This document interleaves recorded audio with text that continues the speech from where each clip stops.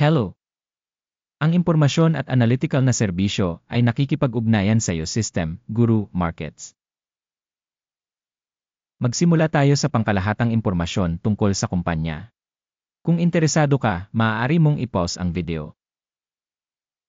Ipinapanukala naming pag-aralan ang lahat ng mga tagapagpahiwatig ng organisasyong pinag-aaralan ng mas detalyado. Ngayon ay titingnan natin ang mga pangunahing tagapagpahiwatig ng kumpanya. Tempus Lai Inc. Ticker, LAL. Ginawa ang pagsusuri gamit ang data noong Hunyo 06, 2025. Sa pamamagitan ng pag-uri Guru Markets kumpanya Tempus Lai Inc. na bibilang sa subkategory. Na 54 na kumpanya ang nakikibahagi sa paghahambing na napakarepresenta. Makikita natin ang mga desisyong ginawa sa dulo ng video na ito. Ang resulta para sa kumpanya ay ang mga sumusunod, -9 sa 0 puntos. Average na marka para sa subkategory, -3.6 puntos. Kung titignan mo ito ng napakalawak, sa loob ng buong stock market sa kabuuan. Makikita natin na ang average na resulta para sa stock market sa kabuuan ay 1.8 puntos. Laban sa isang minus na rating, 9 na puntos Tempus Lai Inc. Paghahambing ng dynamics ng share price ng kumpanya Tempus Lai Inc. at pagbabahagi ng subkategory. Makikita natin na sa nakalipas na 12 buwan ang shares ng kumpanya Tempus Lai Inc. nagpakita ng pagbabago ng 0%. Laban sa mga pagbabago sa presyo sa subkategory na binawasan ng 0.1%. Market capitalization ng kumpanya Tempus Lai Inc. nagkakahalaga ng 10 oras 15 minuto bilyong dolyar. Na may subkategory na capitalization na $66 bilyon. Ang halaga ng libro ng kumpanya ay tinatayang nasa $0.3 bilyon. Ang capitalization ng libro ng subkategory ay $19 bilyon.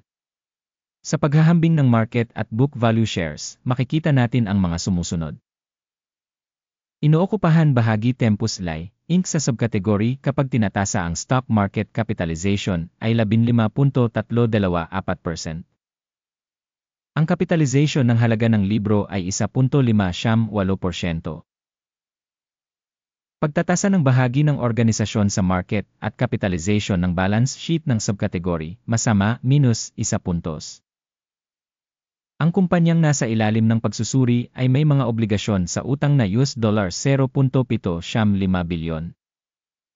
Ang mga pananagutan sa pananalapi sa pag-book ng capitalization ay bumubuo ng 263% ng kapital ng kumpanya. Rating ng antas ng utang ng kumpanya, napakasama, -2 puntos. Ang ratio ng presyo sa kita ng kumpanya ay 0. Na may average para sa subkategory na 0. Pagsusuri ng presyo ng merkado sa ratio ng tubo ng kumpanya kumpara sa mga organisasyon sa subkategory, napakasama, -2 puntos. Ang tubo sa huling 12 buwan ay $721 milyon. Ang mga pasulong na kita para sa susunod na 12 buwan ay hindi alam.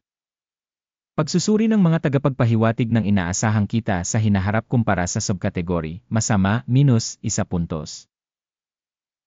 Ang ratio ng presyo sa kita ng kumpanya ay 12.6. Ang average sa subkategory ay 6.8. Pagsusuri ng presyo ng palitan sa mga tagapagpahiwatig ng kita kumpara sa mga tagapagpahiwatig sa subkategory, tolet, -0.5 puntos. Ang kita sa huling 12 buwan ay $800 milyon. Hindi alam ang kita sa hinaharap para sa susunod na 12 buwan. Pagtatasa ng tagapagpahiwatig ng inaasahang mga benta sa hinaharap kumpara sa mga tagapagpahiwatig sa subkategory, masama, -1 punto. Ang marginality ay -80.8% na may average sa subkategory na -80.7%. Pagtatasa ng margin ng benta sa paghahambing sa mga tagapagpahiwatig sa subkategory, passable, -0.5 puntos. Ang bahagi ng kumpanya ayon sa bilang ng mga empleyado sa subkategory ay 9.14%. Na 55% mas mababa kaysa sa market capitalization share. Ang halaga ng kapital bawat empleyado ng kumpanya ay 4,231,000 dolyar.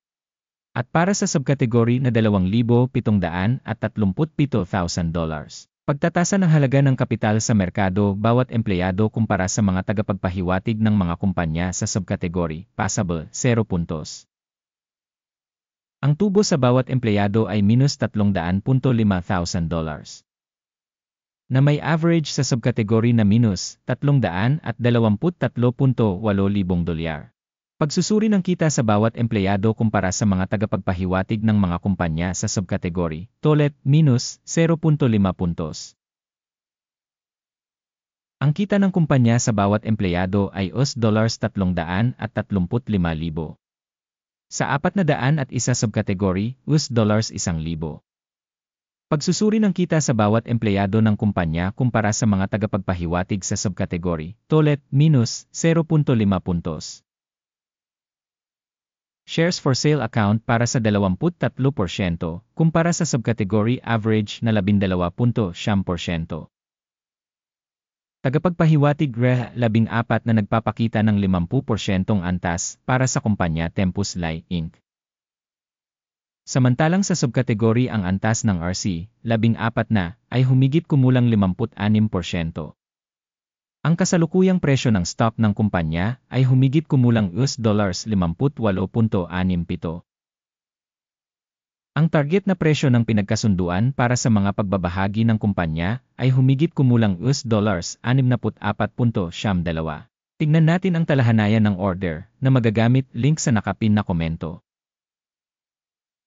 Ang talahanayan ng pagkakasunod-sunod ay naglalaman ng ganap na lahat ng mga desisyong tinatanggap ng publiko mayong siso ng Sistema ng Impormasyon at Sanggunian Guru Markets. Libre at bukas ang akses sa talahanayan ng order, link sa nakapin na komento. Bilang resulta ng pagtatasa Tempus Lai Inc. Sistema ng tulong Guru Markets ginawa ang sumusunod na desisyon. Magbukas ng kalakalan sa pagbaba sa $58.66 bawat bahagi. Bukas ang order dahil medyo mababa ang valuation ng kumpanya. Ang pagtatasa ng organisasyon ay batay sa modelo ng pagtatasa, ang index ng AKIM. Ang take profit ay nakatakda sa 37.8 siyam. Ang stop loss ay nakatakda sa 70.43. Sakaling hindi isinara ang order sa pamamagitan ng take profit o stop loss. Pagkatapos ay otomatikong magsasara ang order sa pagtatapos ng kalakalan sa Hulyo 06, 2025 o sa huling araw ng trabaho bago ang petsang ito. Ticker, LEL, ang magiging pangunahing buy order. Ang video sa pangunahing order ay naipublish na sa channel na ito. Sa kaso ng pagsasara ng alinman sa mga order, ang pangunahing o pagbabalanse. Ang isa pang order ay naayos sa huling presyo.